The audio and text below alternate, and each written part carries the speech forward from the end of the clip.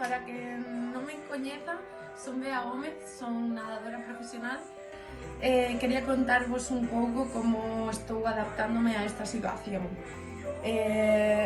Acostumaba a adestrar 6 horas ao día, entón é un pouco complicado, pero bueno, teño a sorte de que a miña irmá é triatleta, temos a súa bici aquí montada no salón da casa e podemos facer sesións de rodillo, como veredes, xa estou aquí en modo ciclista.